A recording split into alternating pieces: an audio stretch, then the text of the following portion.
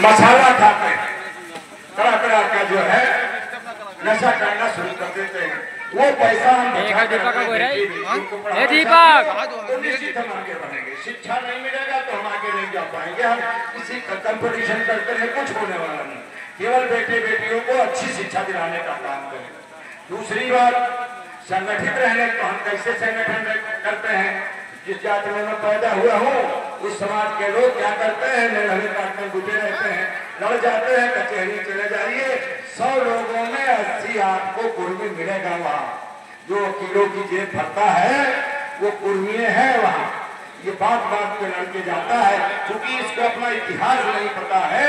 जिस दिन इतिहास जान जाएगा उस दिन मेढ़ काटना छोड़ करके शिक्षा की तरफ और अपने भाइयों के साथ चलना शुरू कर देगा।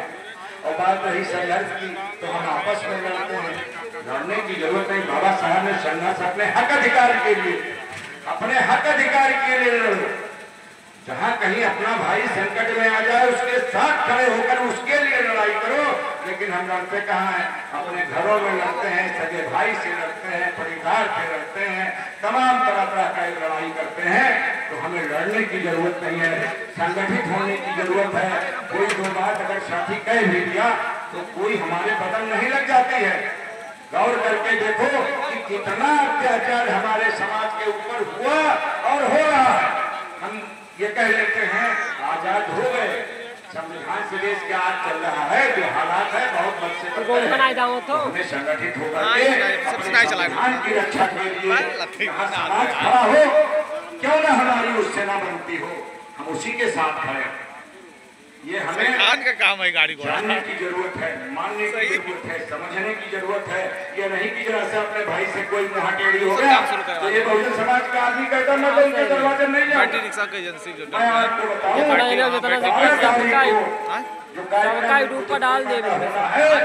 मेरे यहाँ अधिकता वो व्यक्त करेंगे जो मेरे गाँव में जब मैं 18 साल का था तो सबसे बड़े मेरे विरोधी थे। अब और वो आगे उसकी व्याख्या नहीं करेंगे, वो गलत हो जाएगा। लेकिन वो व्यक्ति इस बार हमारे कार्यक्रम की अध्यक्षता करेंगे। वो पर्चा जो देखता है, कई लोगों ने आपके पर्चे कैसे छप गए, तो हमने कहा वो हमारे बाबा है, उन्होंने हमारे साथ क्या किया उससे मुझे कुछ लेना देना नहीं है। बाबा का नाम 10-5 गाँव में लोग जानते थे। बाबा के बाद औलत भाई बाबा मगल यार बाबा डाले फायदा है रे। उनकी बात औलत बहुत सारे लोग जानते हैं और वो अभी अपने असली बाबा को हमारे बाबा नहीं जान पाए हैं। वो पूरे टाइम में सुनेंगे तो उनके समझ में आ जाएगा कि परम पूज्य बाबा साहब डॉक्टर भीमराव अम्बेडकर देश में क्या थे क्या है, और जब तक ये धरती रहेगी प्रलय नहीं होगा तब तक बाबा साहब को कोई मिटा नहीं पाएगा।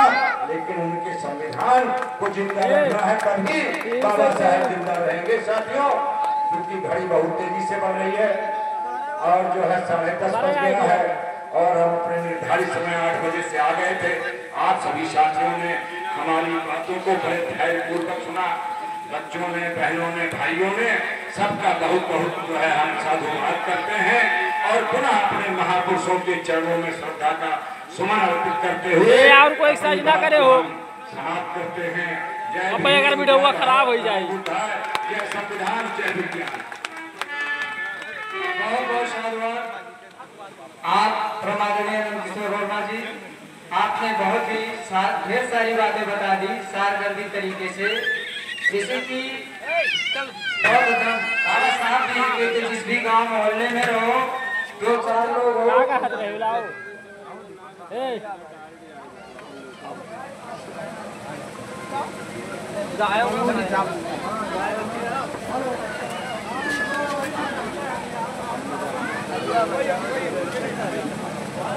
देखिए, और आप भी जो लास्ट में गई वहीं से जब तक सूरज चांद रहेगा बाबा तेरा नाम रहेगा, और ढेर सारी बातें बताई भी गई है। तो मैं ज्यादा समय न लेते हुए हमारे दूसरे बहुजन सिंगर हैं अवधेश कुमार बौद्ध जी, जहाँ कहीं भी हो शीघ्र आ जाए और 30 सेकंड के अंदर स्टेज पर पहुँचने का काम करें।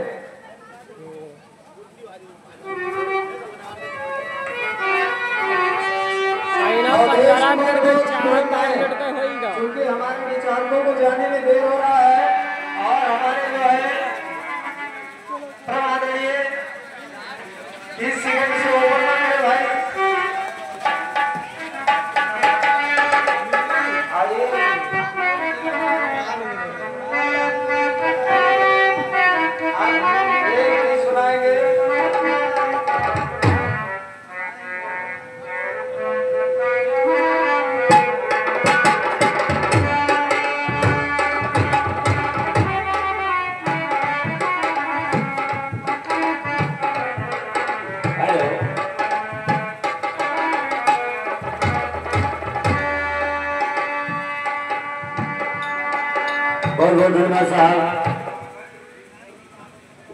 आदरणीय भाई दिनेश भोग जी सर्वप्रथम कौवा के सागर तथा गौतम बुद्ध के चरणों में नमन वंदन करते हुए पूरी दुनिया को मानवता का संदेश देने वाले डॉक्टर बी आर अम्बेडकर के चरणों में नमन वंदन करते हुए आज इस बुद्धि पूर्वा में ये बड़ा भव्य कार्यक्रम आयोजन हुआ है। इसके लिए आप लोगों को बहुत बहुत धन्यवाद।